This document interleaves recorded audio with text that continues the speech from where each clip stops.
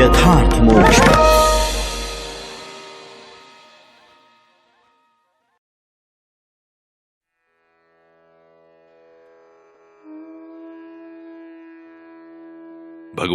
आप इंद्रियों के अधीश्वर हैं।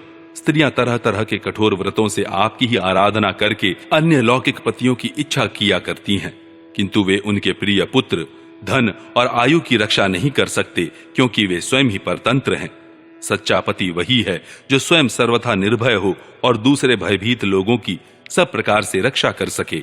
ऐसे पति एकमात्र आप ही हैं। यदि एक से अधिक ईश्वर माने जाएं, तो उन्हें एक दूसरे से भय होने की संभावना है। अतएव आप अपनी प्राप्ति से बढ़कर और किसी लाभ को नहीं मानते। भगवान, जो स्त्री आपके चरण कमलों का पूजन ही चाहती है और किसी वस्तु की इच्छा नहीं करती, उसकी सभी कामनाएं पूर्ण हो जाती हैं। किंतु जो किसी एक कामना को लेकर आपकी उपासना करती है, उसे आप केवल वही वस्तु देते हैं, और जब भोग समाप्त होने पर वह नष्ट हो जाती है, तो उसके लिए उसे संतप्त होना पड़ता है। अजित, मुझे पाने के लिए इंद्रिय सुख के अभिलाषी ब्रह्मा और रुद्र आदि समस्त सुरासुरगण घोर तपस्या करते रहते हैं, किंतु आपके चरण कमलों का आश्रय लेने वाले भक्त के सिवा मुझे कोई पा नहीं सकता, क्योंकि मेरा मन तो आप में ही लगा रहता है। अच्युत, आप अपने जिस वंदनीय कर कमल को भक्तों के मस्तक पर रखते हैं, उसे मेरे सिर पर भी रखिए। वरेण्य, आप मुझे केवल श्रीलांछन रूप से अपने वक्ष स्थल में ही धारण करते हैं, सो आप सर्व समर्थ हैं। आप अपनी माया से जो लीलाएं करते हैं, उनका रहस्य कौन जान सकता है। रम्यक वर्ष में भगवान ने वहां के अधिपति मनु को पूर्व काल में अपना परम प्रिय मत्स्य रूप दिखाया था। मनु जी इस समय भी भगवान की उसी रूप की बड़े भक्ति भाव से उपासना करते हैं और इस मंत्र का जप करते हुए स्तुति करते हैं। सत्व प्रधान मुख्य प्राण, सूत्रात्मा तथा मनोबल, इंद्रिय बल और शरीर बल, ओंकार पद के अर्थ सर्वश्रेष्ठ भगवान महामत्स्य को बार बार नमस्कार है। प्रभु, नट जिस प्रकार कठपुतलियों को नचाता है, उसी प्रकार आप ब्राह्मणादि नामों की डोरी से संपूर्ण विश्व को अपने अधीन करके नचा रहे हैं। अतः आप ही सबके प्रेरक हैं। आपको ब्रह्मादि लोकपाल गण भी नहीं देख सकते, तथापि आप समस्त प्राणियों के भीतर प्राण रूप से और बाहर वायु रूप से निरंतर संचार करते रहते हैं। वेद ही आपका महान शब्द है। एक बार इंद्रादि इंद्रिय अभिमानी देवताओं को प्राण स्वरूप आपसे डाह हुआ, तब आपके अलग हो जाने पर वे अलग अलग अथवा आपस में मिलकर भी मनुष्य, पशु, स्थावर जंगम आदि जितने शरीर दिखाई देते हैं, उनमें से किसी की बहुत यत्न करने पर भी रक्षा नहीं कर सके। अजन्मा प्रभु, आपने मेरे सहित समस्त औषध और लताओं की आश्रय रूपा इस पृथ्वी को लेकर बड़ी बड़ी उत्ताल तरंगों से युक्त प्रलयकालीन समुद्र में बड़े उत्साह से विहार किया था। आप संसार के समस्त प्राण समुदाय के नियंता हैं। मेरा आपको नमस्कार है। हिरण्मय वर्ष में भगवान कच्छप रूप धारण करके रहते हैं। वहां के निवासियों के सहित पितृराज अर्यमा भगवान की उस प्रियतम मूर्ति की उपासना करते हैं और इस मंत्र को निरंतर जपते हुए स्तुति करते हैं। जो संपूर्ण सत्व गुण से युक्त है, जल में विचरते रहने के कारण जिनके स्थान का कोई निश्चय नहीं है, तथा जो काल की मर्यादा के बाहर है, उन ओंकार स्वरूप सर्वव्यापक सर्वाधार भगवान कच्छप को बार बार नमस्कार है। भगवान, अनेक रूपों में प्रतीत होने वाला यह दृश्य प्रपंच यद्यपि मिथ्या ही निश्चय होता है, इसलिए इसकी वस्तुतः कोई संख्या नहीं है, तथापि यह माया से प्रकाशित होने वाला आपका ही रूप है। ऐसे अनिर्वचनीय रूप आपको मेरा नमस्कार है। एकमात्र आप ही जरायुज, स्वेदज, अंडज, उद्भिज, जंगम, स्थावर, देवता, ऋषि, पितृगण, भूत, इंद्रिय, स्वर्ग, आकाश, पृथ्वी, पर्वत, नदी, समुद्र, द्वीप, ग्रह और तारा आदि विभिन्न नामों से प्रसिद्ध हैं। आप असंख्य नाम, रूप और आकृतियों से युक्त हैं। कपिलादि विद्वानों ने जो आप में 24 तत्वों की संख्या निश्चित की है, वह जिस तत्व दृष्टि का उदय होने पर निवृत्त हो जाती है, वह भी वस्तुतः आपका ही स्वरूप है। ऐसे सांख्य सिद्धांत स्वरूप आपको मेरा नमस्कार है। उत्तर कुरु वर्ष में भगवान यज्ञ पुरुष वराह मूर्ति धारण करके विराजमान है। वहां के निवासियों के सहित साक्षात पृथ्वी देवी उनकी अविचल भक्ति भाव से उपासना करती और इस परमोत्कृष्ट मंत्र का जप करती हुई स्तुति करती है, जिनका तत्व मंत्रों से जाना जाता है, जो यज्ञ और क्रतु रूप हैं, तथा बड़े बड़े यज्ञ जिनके अंग हैं, उन ओंकार स्वरूप शुक्ल कर्ममय त्रियुग मूर्ति पुरुषोत्तम भगवान वराह को बार बार नमस्कार है। ऋत्विज गण जिस प्रकार अरणि रूप काष्ठ खंडों में छिपी हुई अग्नि को मंथन द्वारा प्रकट करते हैं, उसी प्रकार कर्मासक्ति एवं कर्म फल की कामना से छिपे हुए जिनके रूप को देखने की इच्छा से परम प्रवीण पंडित जन अपने विवेक युक्त मन रूप मंथन काष्ठ से शरीर एवं इंद्रियादि को बिलो डालते हैं, इस प्रकार मंथन करने पर अपने स्वरूप को प्रकट करने वाले आपको नमस्कार है।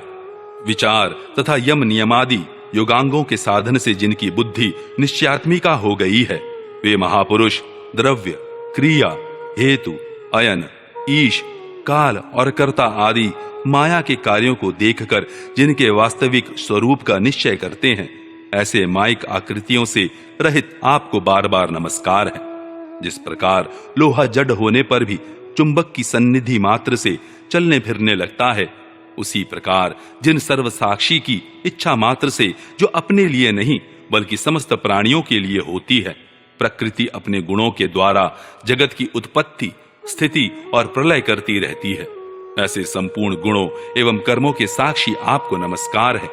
आप जगत के कारणभूत आदि सूकर हैं। जिस प्रकार एक हाथी दूसरे हाथी को पछाड़ देता है, उसी प्रकार गजराज के समान क्रीड़ा करते हुए आप युद्ध में अपने प्रतिद्वंद्वी हिरण्याक्ष दैत्य को दलित करके मुझे अपनी दाढ़ों की नोक पर रखकर रसातल से प्रलय पयोधि के बाहर निकले थे। मैं सर्वशक्तिमान प्रभु को बार बार नमस्कार करती हूं। 19वां अध्याय किम पुरुष और भारतवर्ष का वर्णन। श्री सुखदेव जी कहते हैं, राजन, किम पुरुष वर्ष में श्री लक्ष्मण जी के बड़े भाई आदि पुरुष सीता हृदयाभिराम भगवान श्री राम के चरणों की सन्निधि के रसिक परम भागवत श्री हनुमान जी अन्य किन्नरों के सहित अविचल भक्ति भाव से उनकी उपासना करते हैं। वहां अन्य गंधर्वों के सहित आरष्टिशेण उनके स्वामी भगवान राम की परम कल्याणमयी गुणगाथा गाते रहते हैं। श्री हनुमान जी उसे सुनते हैं और स्वयं भी इस मंत्र का जप करते हुए इस प्रकार उनकी स्तुति करते हैं। हम ओंकार स्वरूप पवित्र कीर्ति भगवान श्री राम को नमस्कार करते हैं। आप में सत्पुरुषों के लक्षण, शील और आचरण विद्यमान हैं। आप बड़े ही संयत चित्त, लोकाराधन तत्पर, साधुता की परीक्षा के लिए कसौटी के समान और अत्यंत ब्राह्मण भक्त हैं। ऐसे महापुरुष महाराजा राम को हमारा पुनः पुनः प्रणाम है। भगवान, आप विशुद्ध बोध स्वरूप, अद्वितीय, अपने स्वरूप के प्रकाश से गुणों के कार्य रूप जागृदादि संपूर्ण अवस्थाओं का निराश करने वाले सर्वांतरात्मा, परम शांत, शुद्ध बुद्धि से ग्रहण किए जाने योग्य, नाम रूप से रहित और अहंकार शून्य है। मैं आपकी शरण में हूं। प्रभु, आपका मनुष्य अवतार केवल राक्षसों के वध के लिए ही नहीं है। इसका मुख्य उद्देश्य तो मनुष्यों को शिक्षा देना है। अन्यथा अपने स्वरूप में ही रमण करने वाले साक्षात जगदात्मा जगदीश्वर को सीता जी के वियोग में इतना दुख कैसे हो सकता था। आप धीर पुरुषों के आत्मा और प्रियतम भगवान वासुदेव हैं। त्रिलोकी की किसी भी वस्तु में आपकी आसक्ति नहीं है। आप न तो सीता जी के लिए मोह को ही प्राप्त हो सकते हैं और न लक्ष्मण जी का त्याग ही कर सकते हैं। यह व्यापार केवल लोक शिक्षा के लिए ही है। लक्ष्मणाग्रज, उत्तम कुल में जन्म, सुंदरता, वाक चातुरी, बुद्धि और श्रेष्ठ योनि, इनमें से कोई भी गुण आपकी प्रसन्नता का कारण नहीं हो सकता। यह बात दिखाने के लिए ही अपने इन सब गुणों से रहित हम वनवासी वानरों से मित्रता की है। देवता, असुर, वानर अथवा मनुष्य कोई भी हो, उसे सब प्रकार से श्री राम रूप आपका ही भजन करना चाहिए, क्योंकि आप नर रूप में साक्षात श्री हरि ही हैं और थोड़े किए को भी बहुत अधिक मानते हैं। आप ऐसे आश्रित वत्सल हैं कि जब स्वयं दिव्य धाम को सिधारे थे, तब समस्त उत्तर कोसल वासियों को भी अपने साथ ही ले गए थे। भारतवर्ष में भी भगवान दयावश नर नारायण रूप धारण करके संयमशील पुरुषों पर अनुग्रह करने के लिए अव्यक्त रूप से कल्प के अंत तक तप करते रहते हैं। उनकी यह तपस्या ऐसी है कि जिससे धर्म, ज्ञान, वैराग्य, ऐश्वर्य, शांति और उपरति की उत्तरोत्तर वृद्धि होकर अंत में आत्म स्वरूप की उपलब्धि हो सकती है। वहां भगवान नारद जी स्वयं श्री भगवान के ही कहे हुए सांख्य और योग शास्त्र के सहित भगवान महिमा को प्रकट करने वाले 5 रात्र दर्शन का सावर्णी मुनि को उपदेश करने के लिए भारतवर्ष की वर्णाश्रम धर्मावलंबिनी प्रजा के सहित अत्यंत भक्ति भाव से भगवान श्री नर नारायण की उपासना करते और इस मंत्र का जप तथा स्तोत्र को गाकर उनकी स्तुति करते हैं। ओंकार स्वरूप, अहंकार से रहित, निर्धनों के धन, शांत स्वभाव ऋषि प्रवर भगवान नर नारायण को नमस्कार है। वे परम हंसों के परम गुरु और आत्मा रामों के अधीश्वर हैं। उन्हें बार बार नमस्कार है। यह गाते हैं, जो विश्व की उत्पत्ति आदि में उनके कर्ता होकर भी कर्तृत्व के अभिमान से नहीं बंधते, शरीर में रहते हुए भी उसके धर्म, भूख प्यास आदि के वशीभूत नहीं होते, तथा दृष्टा होने पर भी जिनकी दृष्टि दृश्य के गुण दोषों से दूषित नहीं होती, उन असंग एवं विशुद्ध साक्षी स्वरूप भगवान नर नारायण को नमस्कार है। योगेश्वर हिरण्यगर्भ भगवान ब्रह्मा जी ने योग साधन की सबसे बड़ी कुशलता यही बतलाई है। ये मनुष्य अंत काल में देहाभिमान को छोड़कर भक्ति पूर्वक आपके प्राकृत गुण रहित स्वरूप में अपना मन लगाए। लौकिक और पारलौकिक भोगों के लालची मूढ़ पुरुष जैसे पुत्र, स्त्री और धन की चिंता करके मौत से डरते हैं, उसी प्रकार यदि विद्वान को भी इस निंदनीय शरीर के छूटने का भय ही बना रहा, तो उसका ज्ञान प्राप्ति के लिए किया हुआ सारा प्रयत्न केवल श्रम ही है। अतः अधोक्षज, आप हमें अपना स्वाभाविक प्रेम रूप भक्ति योग प्रदान कीजिए, जिससे कि प्रभु इस निंदनीय शरीर में आपकी माया के कारण बद्धमूल हुई दुर्भेद्य अहंता ममता को हम तुरंत काट डालें। राजन, इस भारतवर्ष में भी बहुत से पर्वत और नदियां हैं, जैसे मलय, मंगलप्रस्थ, मैनाक, त्रिकूट, ऋषभ, कूटक, कोल्लक, सहय, देवगिरी, ऋष्यमूक, श्रीशैल, वेंकट, महेंद्र, वारिधार, विंध्य, शुक्तिमान, ऋक्षगिरी, पारियात्र, द्रोण, चित्रकूट, गोवर्धन, रैवतक, ककुब, नील, गोकामुख, इंद्रकील और कामगिरी आदि। इसी प्रकार और भी सैकड़ों हजारों पर्वत हैं। उनके तट प्रांतों से निकलने वाले नद और नदियां भी अगणित हैं। ये नदियां अपने नामों से ही जीव को पवित्र कर देती हैं और भारतीय प्रजा इन्हीं के जल में स्नान आदि करती हैं। उनमें से मुख्य मुख्य नदियां ये हैं: चंद्रवसा, ताम्रपर्णी, अवटोदा, कृतमाला, वैहायसी, कावेरी, वेणी, पैस्वनी, शर्करावर्ता, तुंगभद्रा, कृष्णा, वेण्या, भीमरथी, गोदावरी, निर्विंध्या, प्योषणी, तापी, रेवा, सुरसा, नर्मदा, चर्मण्णवती, सिंधु, अंध और शोण नाम के नद, महानदी, वेद स्मृति, ऋषिकुल्या, त्रिसामा, कौशिकी, मंदाकिनी, यमुना, सरस्वती, दृष्द्वती, गोमती, सरयू, रोधस्वती, सप्तवती, सुषोमा, शतद्रु, चंद्रभागा, मरुद्वृधा, वितस्ता, असिक्नी और विश्वा। इस वर्ष में जन्म लेने वाले पुरुषों को ही अपने किए हुए सात्विक, राजस और तामस कर्मों के अनुसार क्रमशः नाना प्रकार की दिव्य, मानुष और नार की योनियां प्राप्त होती हैं, क्योंकि कर्मानुसार सब जीवों को सभी योनियां प्राप्त हो सकती हैं।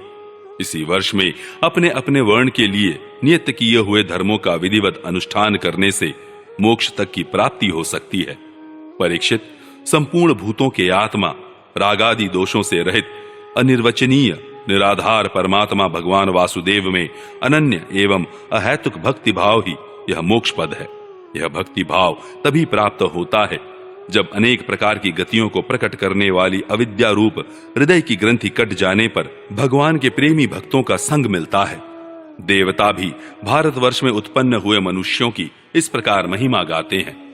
आहा, जिन जीवों ने भारतवर्ष में भगवान की सेवा के योग्य मनुष्य जन्म प्राप्त किया है, उन्होंने ऐसा क्या पुण्य किया है, अथवा इन पर स्वयं श्री हरि ही प्रसन्न हो गए हैं। इस परम सौभाग्य के लिए तो निरंतर हम भी तरसते रहते हैं। हमें बड़े कठोर यज्ञ, तप, व्रत और दान आदि करके जो यह तुच्छ स्वर्ग का अधिकार प्राप्त हुआ है, इससे क्या लाभ है। यहाँ तो इंद्रियों के भोगों की अधिकता के कारण स्मृति शक्ति छिन्न जाती है, अतः कभी श्री नारायण के चरण कमलों की स्मृति होती ही नहीं। यह स्वर्ग तो क्या, जहाँ के निवासियों की एक एक कल्प की आयु होती है, किंतु जहाँ से फिर संसार चक्र में लौटना पड़ता है, उन ब्रह्मलोक आदि की अपेक्षा भी भारत भूमि में थोड़ी आयु वाले होकर जन्म लेना अच्छा है, क्योंकि यहाँ धीर पुरुष एक क्षण में ही अपने इस मृत्य शरीर से किए हुए संपूर्ण कर्म श्री भगवान को अर्पण करके उनका अभय पद प्राप्त कर सकता है। जहां भगवत कथा की अमृतमयी सरिता नहीं बहती, जहां उसके उद्गम स्थान भगवत भक्त साधु जन निवास नहीं करते, और जहां नृत्य गीत आदि के साथ बड़े समारोह से भगवान यज्ञ पुरुष की पूजा अर्चा नहीं की जाती, वह चाहे ब्रह्मलोक ही क्यों ना हो, उसका सेवन नहीं करना चाहिए। जिन जीवों ने इस भारतवर्ष में ज्ञान, तदनुकूल कर्म तथा उस कर्म के उपयोगी द्रव्यादि सामग्री से संपन्न मनुष्य जन्म पाया है, वे यदि आवागमन के चक्र से निकलने का प्रयत्न नहीं करते तो व्याध की फांसी से छूटकर भी फलादि के लोभ से उसी वृक्ष पर विहार करने वाले वनवासी पक्षियों के समान फिर बंधन में पड़ जाते हैं। अहो, इन भारतवासियों का कैसा सौभाग्य है जब ये यज्ञ में भिन्न भिन्न देवताओं के उद्देश्य से अलग अलग भाग रखकर विधि, मंत्र और द्रव्यादि के योग से श्रद्धा पूर्वक उन्हें हवि प्रदान करते हैं। तब इस प्रकार इंद्रादि भिन्न भिन्न नामों से पुकारे जाने पर संपूर्ण कामनाओं के पूर्ण करने वाले स्वयं पूर्ण काम श्री हरि ही प्रसन्न होकर उस हवि को ग्रहण करते हैं।